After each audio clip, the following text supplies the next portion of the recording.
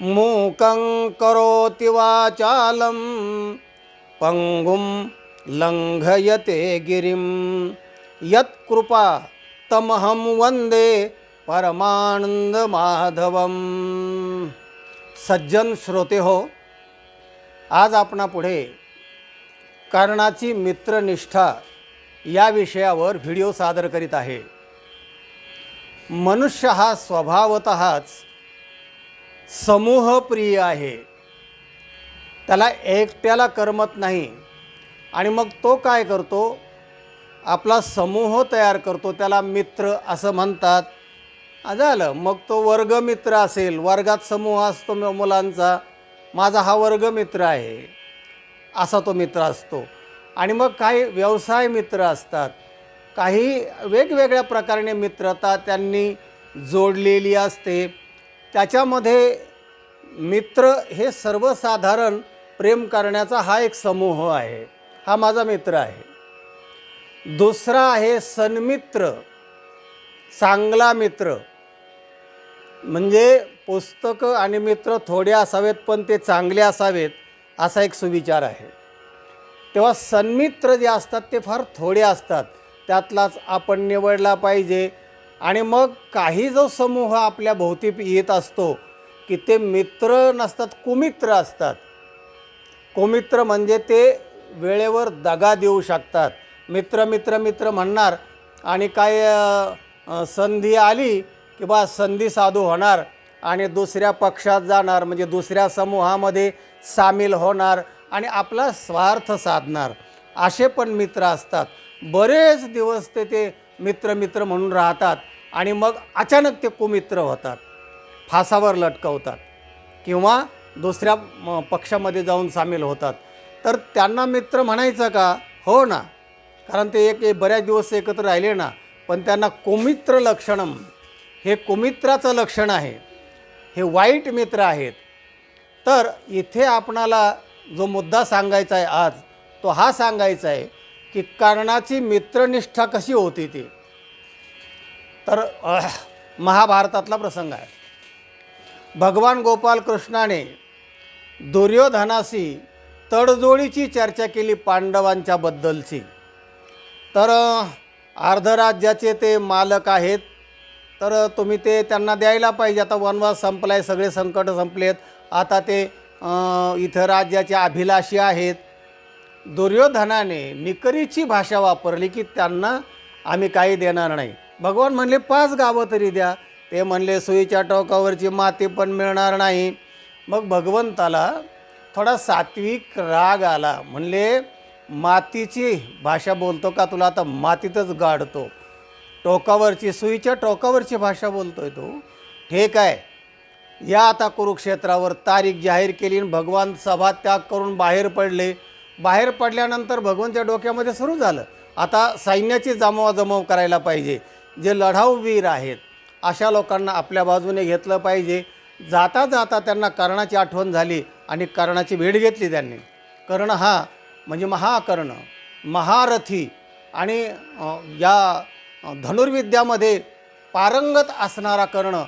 हे भगवान गोपाल कृष्णाला पक्क माहिती होतं, कर्ण आपल्या बाजूने असला पाहिजे.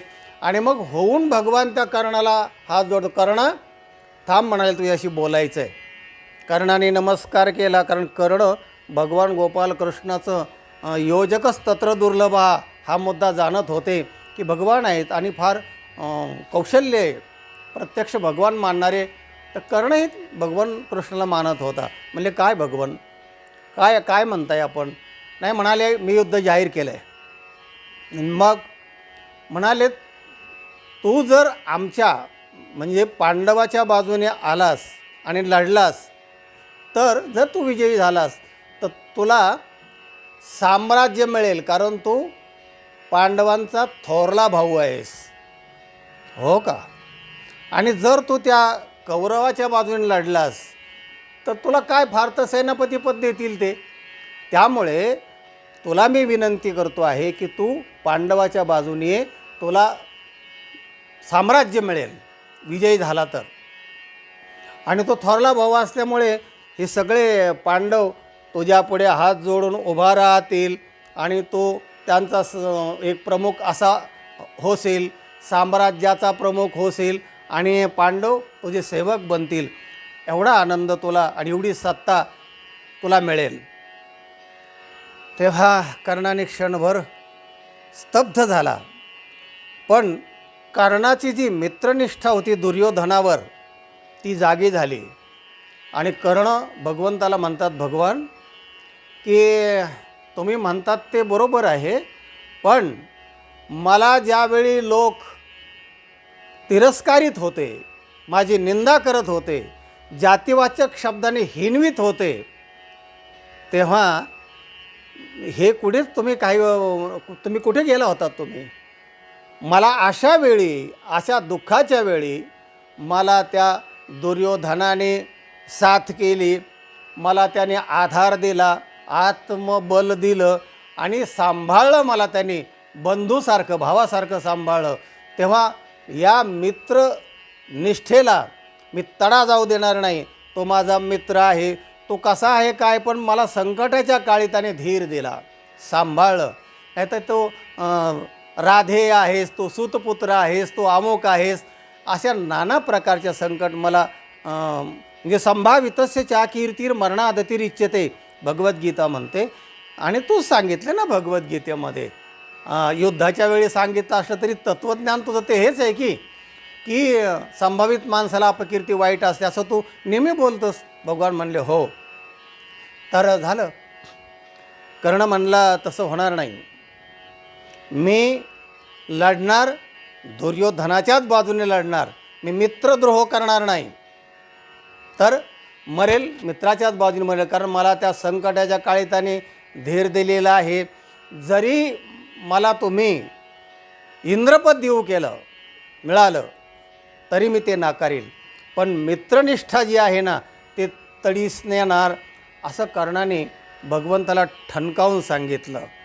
आणि दुसरा मुद्दा कर्णाने उपस्थित केला, भगवन तुम्ही जो एक मुद्दा सांगितला की तो पांडवांचा थोरला भाऊ आहेस, तर आत्ता मला माहिती झालं की मी कर्ण हा पांडवांचा थोरला भाऊ आहे. म्हणजे कुंतीने लहानपणी त्याला एका टोपलीत घालून नदीत सोडून दिलं होतं, हे आत्तापर्यंत कर्णाला माहीत नव्हतं की मी कुंतीपुत्र आहे म्हणून, मी कौंतेय आहे असं त्याला माहीत नव्हतं. भगवंताने असा उल्लेख केल्यामुळे त्याने विचारलं की मी कसं काय, कौंतेय कसं काय मी? भगवंताने त्याची कथा सांगितली, त्याला आनंद झाला. बरं झालं, उशिरा का होईना, पण मी उत्तम कुळात जन्माला आलेलो आहे याचा मला आनंद झाला, मला त्याचा अभिमान आहे. आणि कुंती माझी माता आहे हे माझं भाग्य आहे, हे मला समजलं, बरं झालं. पण भगवान मी तुम्हाला सांगतो की मी कुंतीच्या भावनेला तडा जाऊ देणार नाही. कारण कुंती माता नेहमी असं म्हणते, माझे 5 पुत्र आहेत, पांडव माझे 5 पुत्र आहेत, तर मी लढताना फक्त आणि फक्त अर्जुनाशीच लढेल. आणि जर अर्जुन मेला तर मी कुंतीचा पुत्र आहेच की, म्हणजे 5 तिचे आहेतच की कर्णासह. आणि जर मी मेलो तर तिचे 5 पुत्र आहेत तसेच राहणार. त्याच्याविषयी कर्णाचे जे वाक्य आहे ते अतिशय महत्त्वाचं आहे. कर्ण म्हणतो, निरर्जना सकर्णा वा निरर्जुना कर्णा वा अर्जुना वा हते मयी. निरर्जुना सकर्णा, निरर्जुन म्हणजे अर्जुन जर मारला गेला, 6 कर्ण हा म्हणजे मी कर्ण आहेच ना तिचा 5वा पुत्र. आणि अर्जुना वा हते मयी, मयी हते मग जर मी मेलो तर अर्जुन तो आहे, तिचा 5वा पुत्र तो आहेच. म्हणजे 5 पुत्र जी तिला आहेत, तर त्या भावनेला मी तडा जाऊ देणार नाही. हे त्या कर्णाचं अतिशय महत्त्वाचं वाक्य आहे. आणि भगवन तुम्ही जे म्हणले ना की हे तुम्ही थोरले भाऊ त्यांचे आहात आणि म्हणून तुम्हाला साम्राज्याचे प्रमुख पद मिळेल वगैरे वगैरे, पण बऱ्याच वेळा मी असं ऐकलेलं आहे की त्याला बांधव म्हणतात. उत्सवे व्यसने चैव दुर्भिक्षे राष्ट्र विप्लवे राजद्वारे स्मशाने च यस्तिष्ठती स बांधवः. उत्सवाच्या वेळी आपल्याबरोबर असतो, व्यसनेच्या संकटाच्या वेळी आपल्याबरोबर असतो, दुर्भिक्षे म्हणजे दुष्काळ पडला असता, चांगल्या गोष्टी घडल्या असता, राजद्वारामध्ये शिक्षा भोगीत असता किंवा स्मशानातसुद्धा बरोबर जो असतो त्यालाच बांधव असं म्हणतात, असं मी ऐकलेलं आहे. तेव्हा खरा बंधू माझा तो दुर्योधन आहे. आणि हे जे आहेत तर हे मला कधीही चांगलं म्हणलेले नाहीत, हे त्याच पक्षामध्ये होते. आज तुम्ही मला हे गुप्त प्रगट करता आहेत की तू कर्ण कुंतीपुत्र आहेस, आज सांगता मला तुम्ही. आणि आत्ता तुम्हाला गरज आहे म्हणून तुम्ही मला हे सांगताय आणि तुमच्या पक्षात या अशी विनंती करतायत. पण मी पूर्ण मित्रनिष्ठ आहे. ज्यांनी मला संकटाच्या वेळी सहकार्य केलं, वाढवलं, आधार दिला, त्याचा मी कृतज्ञ होणार नाही. कृतज्ञे नास्ति निष्कृतीही असं शास्त्र आहे. कृतज्ञ माणसाला प्रायश्चित्त सांगितलेलं नाही. महापातकांनासुद्धा प्रायश्चित्त आहे, पण कृतज्ञ माणसाला प्रायश्चित्त नाही. इतकं वाईट पाप आहे ते मी करणार नाही असं ठणकावून कर्णाने भगवंताला सांगितलं. भगवंताने हातच जोडले, म्हणले वारे कर्ण, तुझी मित्रनिष्ठा पाहून आणि कुंतीच्या मातेवर प्रेम प्रगट करून खरोखर तू धन्य आहेस. भगवंताने सुद्धा ते मान्य केलं आणि कर्णाला नमस्कार केला आणि कर्णाने भगवंताचा प्रस्ताव ठोकारला. याला म्हणतात कर्ण, याला म्हणतात मित्रनिष्ठा. आणि ती कर्णाची मित्रनिष्ठा आहे. सज्जन हो, मित्र थोडे का असेनात पण असे असावेत की जीवाला जीव देणारे. एकदा मित्रत्व स्वीकारल्यानंतर त्याला मध्येच सोडून द्यायचं, त्याचे दोष काढायचे. कारण दोष आणि गुणाचा पुतळा माणूस आहे. तेव्हा दोष काढायचे आणि मग गुणग्राही आहोत असं दाखवायचं. असं करू नका. मित्र म्हणजे मित्र. आणि दुसरा आहे तो सन्मित्र आहे की जो अगदी सगळ्या वेळी तो हजर असतो. तेव्हा मित्र आणि सन्मित्र लक्षण याचं सांगण्याचा थोडासा प्रयत्न मी केला. लक्षात घ्या आणि असे मित्र मिळवा.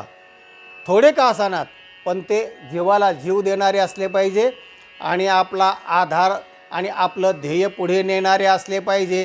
हा या व्हिडिओचा तात्पर्य अर्थ आहे. हा व्हिडिओ इतरांना पाठवा, लाईक करा आणि चॅनलला सबस्क्राईब करा. रामकृष्ण हरी.